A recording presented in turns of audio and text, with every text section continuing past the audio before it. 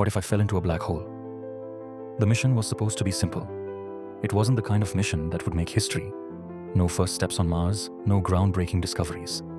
It was just a routine survey of an uncharted star system, a tiny speck in the vastness of space. But something about it called to me.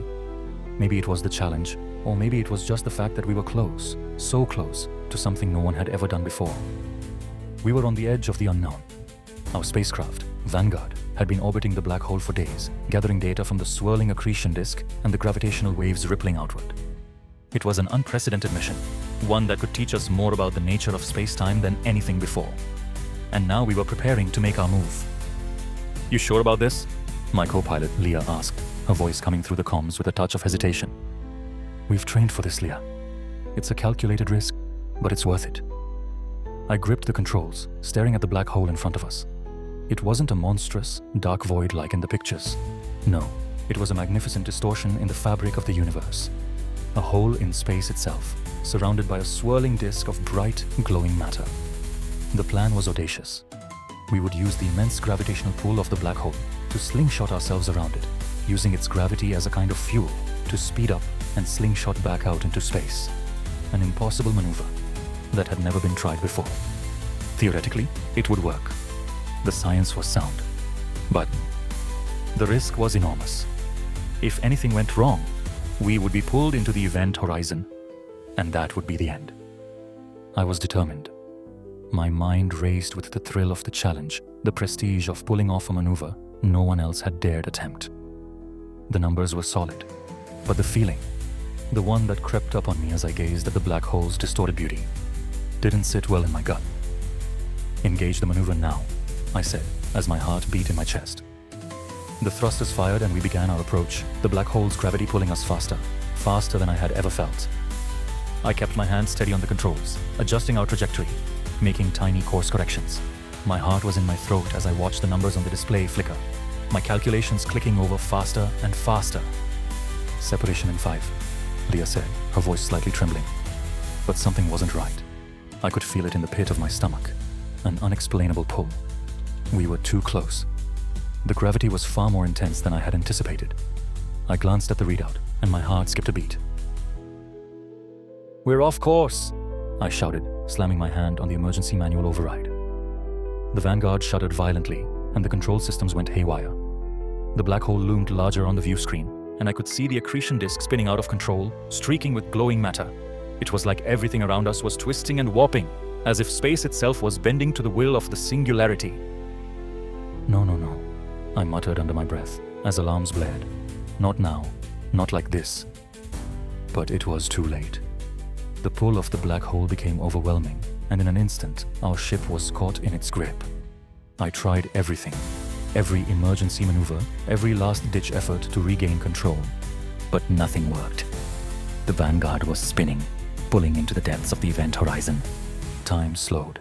My mind raced with the thought that this was it, the end of everything. The intense pull on my body made it feel like I was being stretched into a singular line. The view outside the window twisted into a vortex of lights, galaxies and stars, every point of light distorting into lines as though I was falling through a tunnel in space. I heard Leah's voice, but it was distorted, as though she was speaking from the other side of a universe. I couldn't understand what she was saying. "Leah?" I tried to speak, but my voice came out as a faint echo, barely audible. And then there was silence. It felt like hours. It felt like I was no longer in time at all. My body was frozen, pulled in every direction by forces beyond comprehension. The Vanguard was nothing but a distant memory now. I was falling, spiraling, but I was also aware. I wasn't unconscious. I wasn't dead. But I wasn't alive either. The universe outside became a blur of incomprehensible geometry.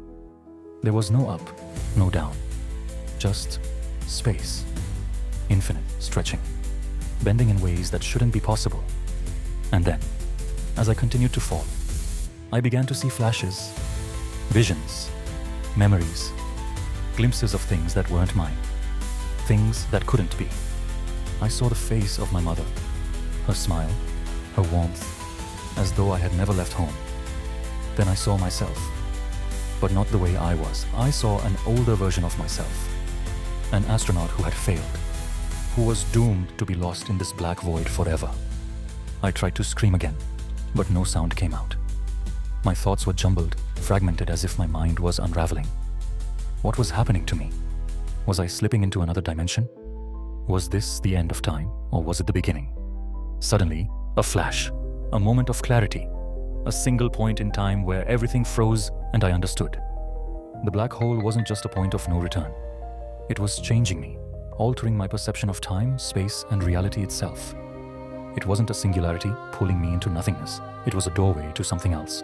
I saw other versions of myself. Versions that had made different choices, that had lived different lives. They were floating around me, suspended in the blackness. And in that moment, I understood. This was the nature of the black hole. It wasn't just a point of destruction. It was a point of creation, a place where alternate realities collided. Every decision I had ever made, every choice I had ever considered, was now existing in some form, some parallel universe, all tangled together in this infinite void. And then, something shifted. A new presence. I saw another figure. No, it wasn't another person. It was something else. A swirling mass of energy, of light, of distorted space. It communicated with me. Not through words, but through pure understanding. A message that went beyond language. You were never meant to fall in, it seemed to say. You are not lost. You are being reformed. The pull of the black hole seemed to lessen. The warping of space around me slowed, and for a brief moment, I felt a rush of clarity. This wasn't the end. It was a transformation, a shift in the fabric of my existence. I was falling through the event horizon, yes, but I wasn't being destroyed. I was being reborn. The black hole didn't consume me. It made me part of something larger, something beyond time, beyond space. And as I drifted further into the heart of it, I realized the universe had never been as I knew it. It had always been a puzzle, waiting to be solved. And somehow, I had just found the key. I didn't know where I was. At least, not in the sense that I had known anything before. My body, or whatever was left of it, felt different. It didn't have weight, didn't have form in the traditional way. There was no up, no down, no sensation of solid ground beneath my feet. I wasn't sure if I was standing, floating, or something else entirely. But I could feel something ancient, immense, pulsating through me. It was like the core of the universe itself. The heart of all creation was suddenly right in front of me. The presence I had sensed earlier, the swirling mass of light and energy, was still there. But now, it wasn't just a presence, it was more like a consciousness. Not like a person or a creature, but something older, something beyond comprehension. The energy around me hummed, resonating with the deepest parts of my being. It was as if the universe itself had reached into my soul, touching the raw fabric of who I was. I could feel it. An understanding blossomed inside my mind, the realization that the black hole, the singularity, was not just a cosmic anomaly, but a conduit, a gateway, not just to destruction, but to the fabric of reality itself. And that consciousness, that force that had reached out to me, spoke again. Not in words, but through a deep, wordless knowing. You've crossed the threshold, human. You stand at the edge of existence. I could feel the weight of the statement, like it had been spoken in the language of the stars themselves. The sheer gravity of what it meant, what it implied, was almost too much to bear. This is the point where space and time converge. Here all parts of reality meet and separate. You were not supposed to fall into the black hole, but here you are. You have crossed into something beyond your understanding, beyond your universe. My mind reeled. I wasn't sure if I could process what was being shown to me, if I could even comprehend it. But it was there, undeniable. The images that flashed before me were like fragments of a dream, like pieces of a puzzle that hadn't quite come together yet. I saw the Vanguard again, the ship I had been in, but it was no longer where it should have been. The ship was shifting. I saw it flicker in and out of existence, caught in the web of these multiple realities, breaking into fragments that collided and reformed in an endless loop. And then, I saw her, Leah, my co-pilot, who I had thought was lost, just like me. But she wasn't gone. She was here, in a way that wasn't quite real, but not entirely unreal either. I could feel her presence beside me, not as a physical being, but as a thought, a memory, existing in this strange space between dimensions. Leah reached out, her voice echoing in my mind. "We're not dead, are we?" she asked, the question filled with a strange kind of awe. I tried to respond, but no words came. It didn't matter though. I could sense what she felt. She was alive too, alive in the same strange way I was. Alive in this paradoxical state between existence and non-existence. And that's when it hit me. The black hole wasn't just warping space, it was warping time. It wasn't simply pulling us into nothingness, it was pulling us into everything. It was stretching the very threads of the universe, merging past, present, and future into a single point of convergence, a place where every possibility existed at once. I saw flashes, lives, experiences, timelines. I saw other Emmys, versions of myself that had made different choices, taken different paths. In one reality, I had failed to make the risky maneuver and had fallen into a black hole in a different system. In another, I was sitting in the cockpit of a ship that was being pulled into a collapsing star.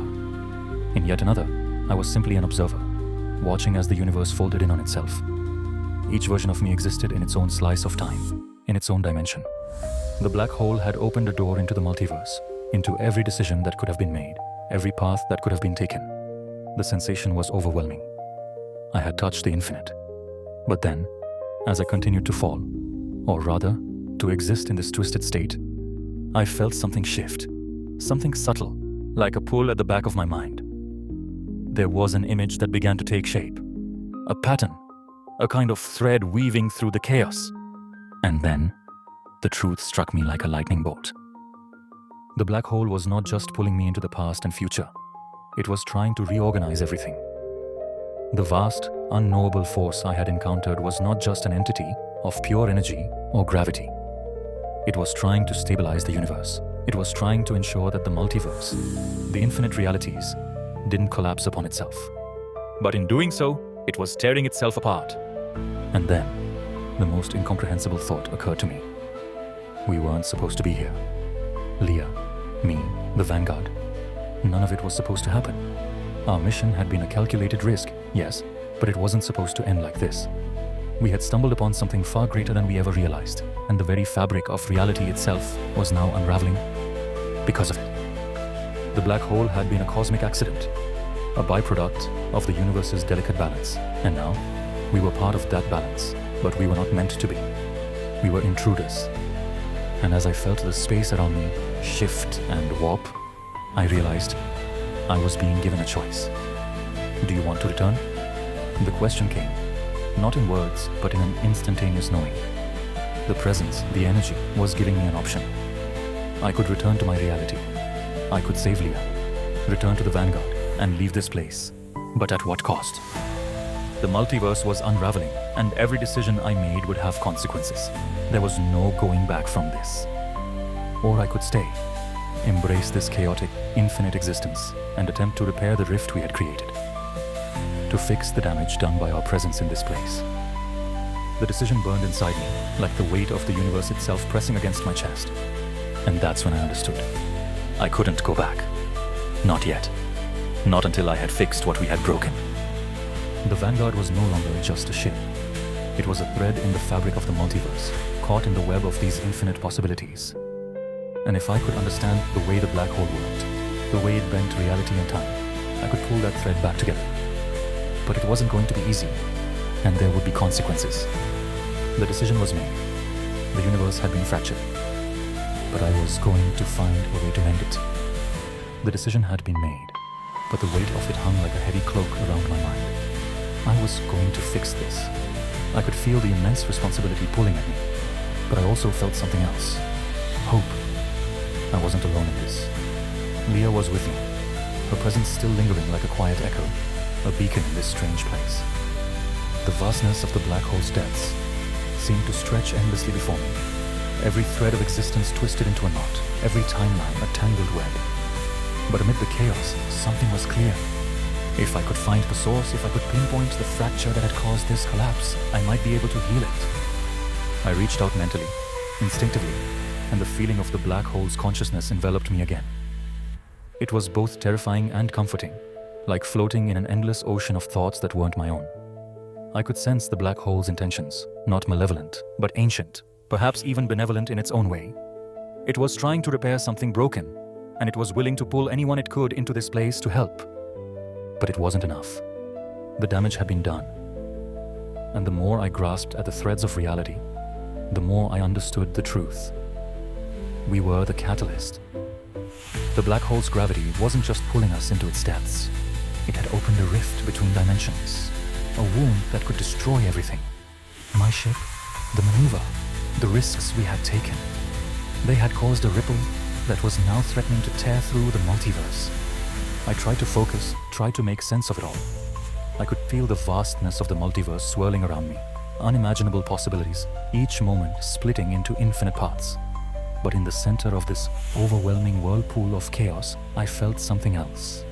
A thread, faint but distinct, woven through the madness. It was the key, the pattern that tied everything together. But I couldn't reach it. The closer I got, the more it slipped away, like trying to grasp water with a hand that had no form.